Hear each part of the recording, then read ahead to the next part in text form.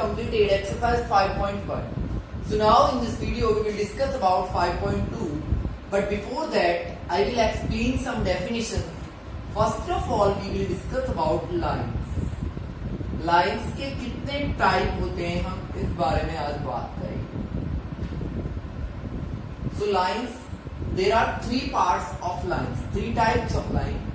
First is intersecting lines. Second is parallel lines, and third is coincident lines. Intersecting, parallel and coincident lines. So what is intersecting? If two line meet each other, अगर दो line एक दूसरे को cross करती हैं तो वो दोनों लाइंस कैसी होती हैं? इंटरसेक्टिंग लाइन होती है. फॉर एग्जांपल पी क्यू और आर एस दो लाइन हैं जो ओ पॉइंट पे इंटरसेक्ट करती हैं. Second thing is if the distance between two lines is always equal. अगर दो लाइंस के बीच की जो डिस्टेंस है वो ऑलवेज इक्वल हो, या फिर ऐसे बोले कि दो लाइंस कभी एक दूसरे को कट नहीं करती, तो उनको बोलेंगे पैरेलल लाइंस. और इसको रिप्रेजेंट करते हैं A B is parallel to C D, इस तरीके से. और थर्ड होती है कोइंसिडेंट लाइन. मतलब एक लाइन है हमारी एक्स वाई और इसी के ऊपर दूसरी लाइन हो यू वी, जो एक दूसरे के ऊपर होती हैं उनको बोलते हैं कोइंसिडेंट लाइन. तो ये था हमारा लाइंस का डिवाइडेशन. अब हम बात करते हैं ट्रांसवर्सल क्या चीज है. Transversal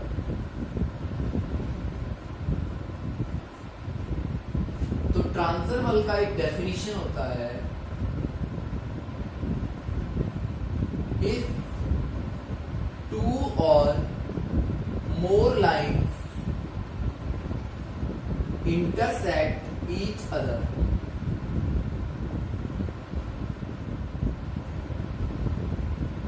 sorry, if one line intersect two or more lines at distinct point. अगर किन्हीं दो लाइंस को, ये L और ये M, ये कैसी भी लाइन हो सकती है, जरूरी नहीं है कौन सी लाइन है, इन दोनों को एक लाइन कोई क्रॉस करती हो, इसको मैं नेम देता हूं P. तो इसको बोलेंगे ये P वाली लाइन कौन सी लाइन है? Transversal line. So if A line intersect two or more given lines at distinct point, then it is called transversal. For example, in the following figure, L and M are two lines and P is intersecting these two lines, so P is transversal line. Is that clear? तो यहाँ पे दो lines के अलावा तीसरी line भी हो सकती है, and it doesn't matter how many lines are there, but it should be more than 2. So now we will discuss about angle made by transversal. Angles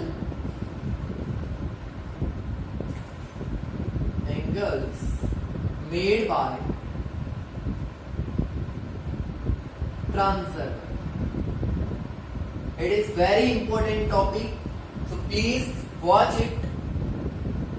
These are two lines L and M. One line is intersecting both of them.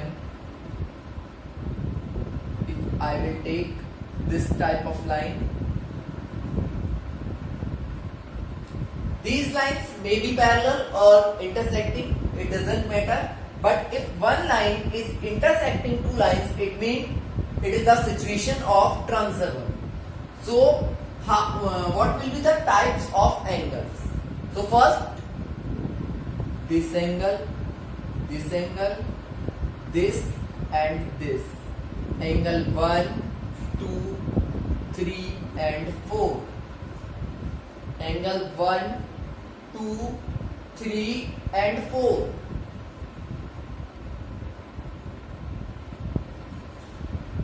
इनको बोलेंगे हम interior angles. कैसे angle होंगे ये? Interior angles, क्योंकि ये दोनों line के अंदर बन रहे हैं। कहां बन रहे हैं? अंदर बन रहे हैं। अच्छा, इनमें से भी 1 और 4 जो है, एंगल 1 और 4 जो है, या फिर हम कहें एंगल 3 और 2, या तो 2 3 ले लो या 1 4 ले लो, ये interior on same side. Interior तो है ही है क्योंकि दोनों लाइन के अंदर बन रहे हैं, बट एक ही साइड के हैं। अगर हम 1 2 को लेंगे ना तो ये अलग अलग साइड के इंटीरियर है। इंटीरियर तो दोनों ही है लेकिन अलग अलग साइड के हैं। तो 1 और 4 और 3 और 2 ये दो पेयर कैसे हैं? Interior on same side. ये हो गई हमारी इंटीरियर एंगल्स की बात। ठीक है भाई। अब हम बात करें एक्सटीरियर एंगल्स की, तो देखिए 5 6 7 और 8, ये तो इंटीरियर था। 5 6 7 और 8 ये किधर बन रहे हैं? बाहर। तो हम लिखेंगे एक्सटीरियर एंगल्स। अच्छा, आप इनमें देखें तो 5 और 8 एक साइड में बन रहे हैं, 6 और 7 एक साइड में बन रहे हैं। तो इनको हम क्या बोलेंगे? Exterior on same side. Exterior on same side. Is that clear? Now, ये बहुत ही इंपॉर्टेंट प्रॉपर्टीज हैं। फर्स्ट थी इंटीरियर एंगल की प्रॉपर्टी, सेकंड थी एक्सटीरियर एंगल की प्रॉपर्टी। अब हम थर्ड बात पे आते हैं।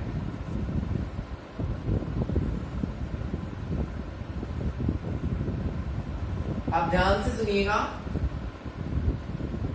अब हम लेते हैं कौन से एंगल? बाहर वालों पे अभी ध्यान रख दो, अंदर वालों पे देखो। 1 और 3 ये वाले, और 2 और 4 ये वाले।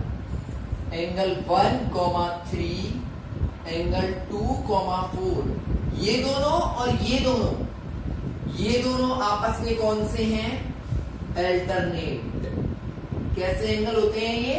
जो क्रॉस में है, आमने सामने है बिल्कुल, वो अल्टरनेट। ये दोनों भी अल्टरनेट और ये दोनों भी अल्टरनेट। अच्छा, अल्टरनेट तो है ये, बट है कहां ये?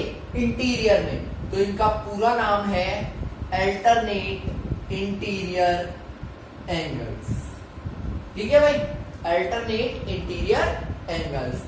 अब आप अंदर की बात छोड़ दीजिए, अब बाहर देखते हैं। 6 और 8 हो गए आमने सामने के। 6 और 8, ऐसे ही 5 और 7। तो हम लिखेंगे एंगल 6, 8, एंगल 5, 7 ये कैसे एंगल होंगे? अल्टरनेट होंगे। होंगे तो कैसे? अल्टरनेट, बट कहां के हैं ये? बाहर के।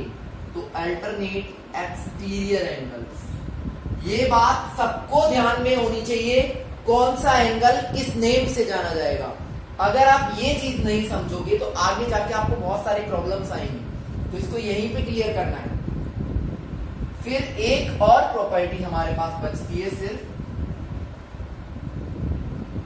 अल्टरनेट एंगल हो गया, एक्सटीरियर और इंटीरियर हो गया। अब देखो आप, अब मैं आपको बात बताता हूं।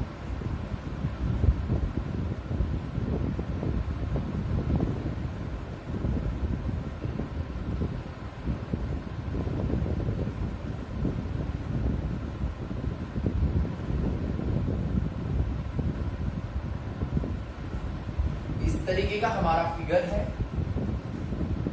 हमने एंगल्स लिए यहां से। एंगल 1 देखिए, ये लाइन के नीचे है और इस लाइन के इधर है।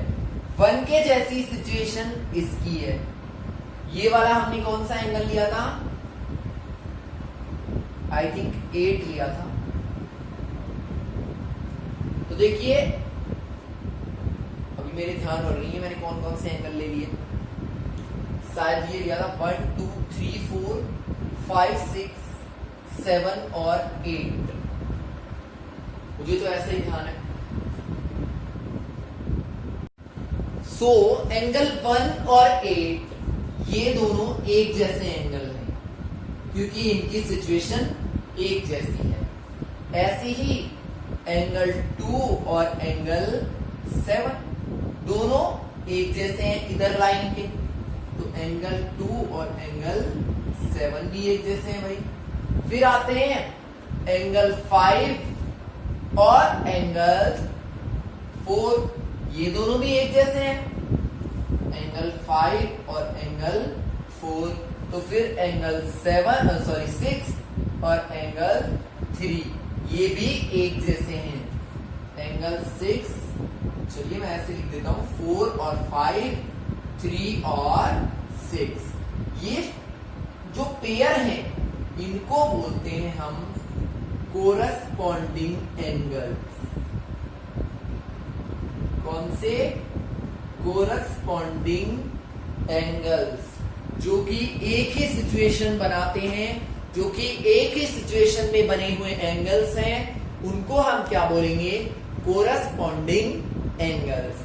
तो अब आप ये चीज समझ गए कि कोरस्पॉन्डिंग एंगल्स कौन से हैं, अल्टरनेट इंटीरियर कौन से हैं और एक्सटीरियर कौन से हैं, इंटीरियर कौन से हैं।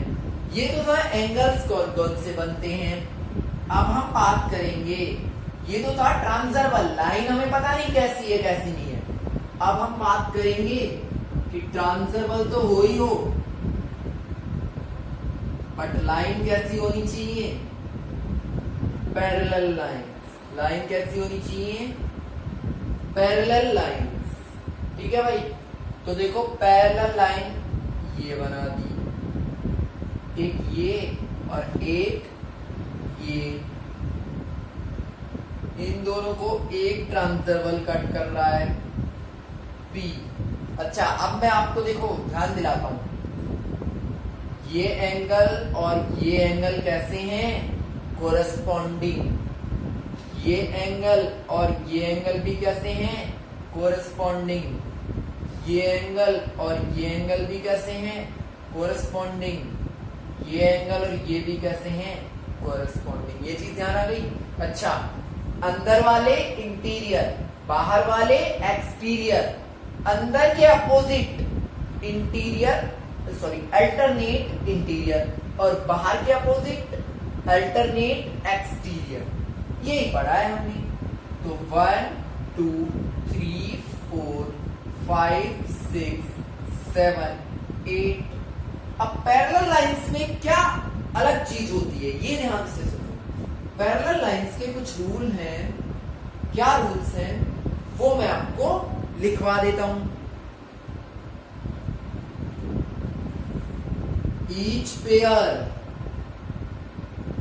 Of corresponding angles will be equal. जितने भी कोरस्पॉन्डिंग एंगल्स होंगे वो कैसे होंगे? इक्वल होंगे। ठीक है भाई। तो देखिए कैसे इक्वल होंगे। 6 किसके इक्वल होगा? 3 के। अच्छा पहले 1 से स्टार्ट कर लेते हैं। 1 किसके इक्वल होगा? 8 के। 2 7 के। तो लिख लेते हैं 1 equals to 8, 2 equals to 7, 3 equals to 6 and 4 equals to 5। Next rule है each pair of alternate interior angles, alternate interior angles will be equal। मतलब अंदर वाले जो अल्टरनेट है कौन कौन सा? 1 और 3। और 2 और 4 ये भी कैसे होंगे, इक्वल होंगे। फिर नेक्स्ट बात करते हैं हम, वो क्या होगी,